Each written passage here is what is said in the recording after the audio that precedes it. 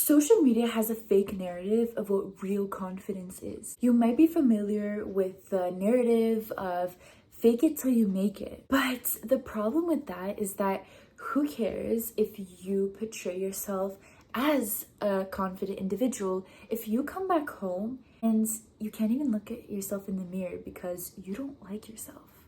What is the point of faking it?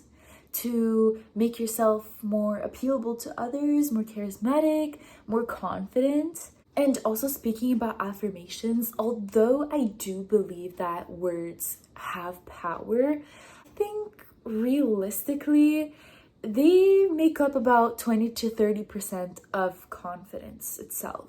And before I continue on, I just wanted to make a reference to a book, and more particularly an essay that has stuck with me for as long as I can remember. If you want to finally find a book that can actually make you think, I would opt for this one. It's an amazing one. A lot of us, we face so many distractions and we actually forget to think sometimes and to reflect and to analyze. But this one also does not make me bored. There's a lot of books that bore me, but this one, it doesn't. Anyways, going back to the quote, okay? A belief is what you know to be true because experience has made it evident to you. If you want to change your life, change your beliefs. If you want to change your beliefs, go out and have experiences that make them real to you, not the opposite way around. This, word for word, it is an incredible essay. By the way, page 15, chapter 1, essay 5. Your brain bases itself off of what it knows. In other words, it bases itself off of proof. So let's say you are at school, at work, and people think that you're confident somehow. I feel like it is possible, but this requires a next level emotional intelligence to detect when an individual is actually insecure. There are signs, but it is, for the majority of people, a lot of them can't distinguish what's real and what's fake. Especially with the whole social media world, people get lost, right? Let's say people think that you're confident, okay? But how can you actually be if you isolate yourself from the world and you stay in your room and you do nothing but doom scroll?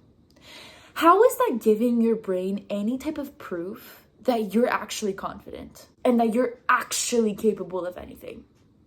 So that means that in order to build that confidence and change that belief, because confidence is all in the mind, that means that you have to get out of your comfort zone. I'm sorry to say, but it leads to that. You have to start getting comfortable being uncomfortable. When you live through a situation over and over again and it sucks and you fail and you fail and you fail and you don't do good and it sucks, but then you finally get it. You start getting it and then you finally get it. And then it's wow, you just feel so unstoppable. The reason why I felt called to do this video is because a couple of days ago, I had a school project. And essentially what I had to do is that I had a team and I was the one that was chosen to speak in the microphone at the school. For reference, we have almost 3,000 students, probably 3,000 with the teachers included, a minute message. And I was so nervous. I love to speak in groups of people, in smaller groups. I love to discuss my ideas and my inspirations. I love it. And it's my calling. I feel called to do these things. But I will not lie to you, I have never spoken in front of 3,000 people at once, right? So they did not see my face or nothing, but still, knowing this, that, oh my God, 3,000 people are currently listening to me is a little bit scary. But guess what? I did it. And I did it so well. And it's been a really, really long time since I felt like that after that moment. And it made me think back to the book. And it made me think, I need to share this with the world. So here I am. This is the proof that they were talking about. This is the blueprint that they were talking about. That's what I came to a conclusion to. It is very simple. go out and live.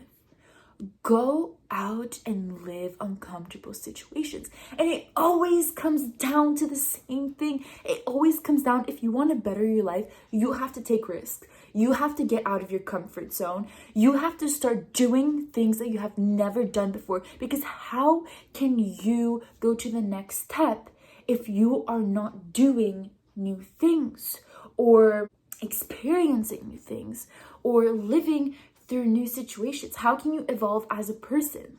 Let me know your thoughts. As always, I want to hear your guys' opinion about confidence and what does it mean to you? Because I also believe that confidence is it looks different for everybody. And as always, thank you for watching. I hope to see you in my next video.